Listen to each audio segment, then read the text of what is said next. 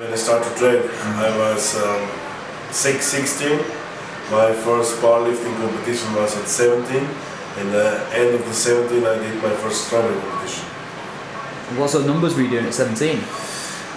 If I remember right, I did just the Slovenian records to 19 years, so teenager records. I hit 220 squat, just with 3 reps, 255 deadlift and around, I'm not sure, maybe 130 or 135 kilogram bench press. And what sort of body weight was that? I think around 113 or 117, I'm not sure. So what were you into strongman after powerlifting? I'm already looking these strongman videos on YouTube, and this time Mariusz Pudzianowski was very good now, and always keep eye on this, like a kid always wanted to do this. And then my friend from Slovenia, Christo Strongman, already competing strongman, and he slowly showed me the things, and I started strongman.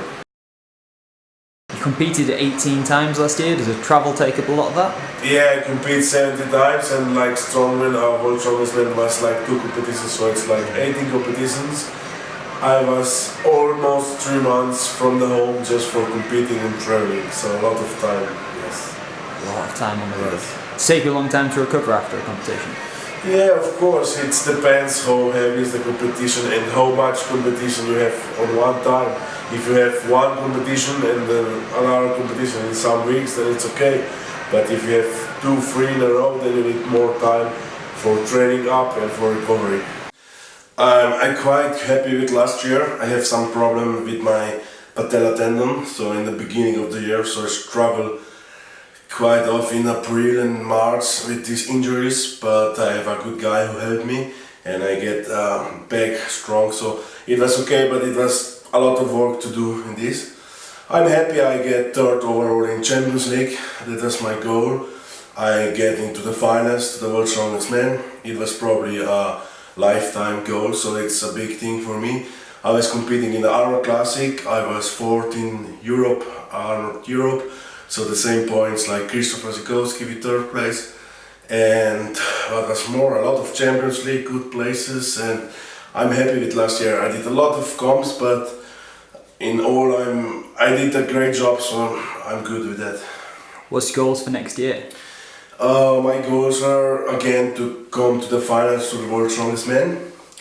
Being this year top 5 in Europe Strongest Man. That's not easy because a lot of guys coming there. Competing in the Arnold Classic and maybe put some points that in the next year I can start in Arnold Classic Ohio, in the big Arnold Classic, and competing in some Champions League. So doing better than last year, getting my weaker event better and also the better event even better, so step for step getting better. Do you think you could ever win World's Strongest Man? Probably everybody who compete needs to think something like this, but if I'm honest, the top 3 guys they're just like another word, they're 50 kilos almost more, they're higher, bigger. I think for me it's possible to get top 5 in the next years, but top 3, top 2 it's really heavy. You need to be a big, strong guy and need to be perfect everything. Do you think genetics plays a big part in that, or?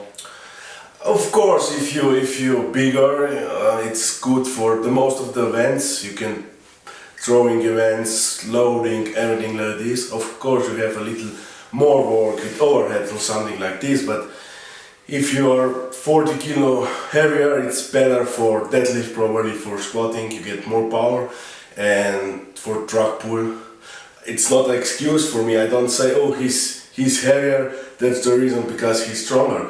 Everybody can be heavier, but for me in this moment it's not possible. So I don't think he's better because he's heavier. That's a work to do, getting heavier and stronger, that comes together. So it's not like an excuse, but I think if you're heavier, you're probably also stronger. But for me, put now 20 kilo on, it doesn't make any sense. I would like to be 5-6 kilo more than last year, having good conditions, so I can be good in loading events, in reps, in dumbbell, so like these events like I'm good in also.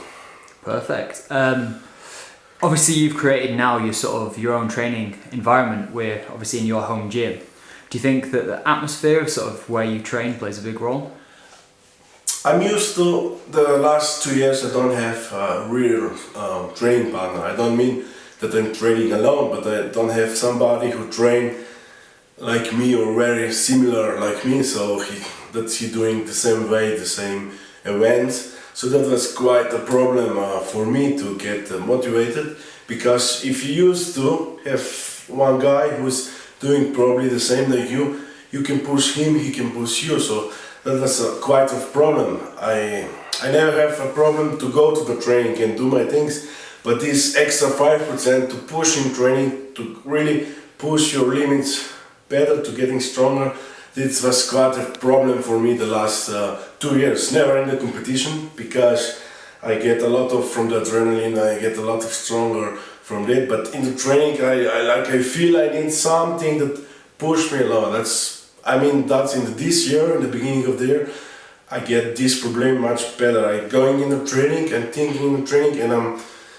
I'm waiting for the day that I'm deadlifting, so that's good. I'm thinking all week what I want to deadlift, and I want to do really well. So really slow and small steps to getting better and push you alone forward, because sometimes people don't have time to come in. You still need to do your work alone. Do you have any advice for sort of some of the young guys coming through? I think the biggest problem of all was in the beginning doing a lot of things wrong. So wanted everything fast. So everybody's saying that, but have the control of good, strong, heavy training and good recovery, and not to get injured, and still get every week a little stronger is better than getting stronger 2 months and then you have just a blockade, so you cannot get stronger. So I think the good thing is in the beginning to have somebody to go to a trainer or go somewhere that people are already doing this, but they know what they're doing. Look to them. We have YouTubes, a lot of people doing this of YouTube. They put a lot of work in that and show things how to do, so you can learn a lot of this. I would just say going step for step on the long way, so you cannot make everything in 1 week, so you need to look 2, 3, 5 years in front.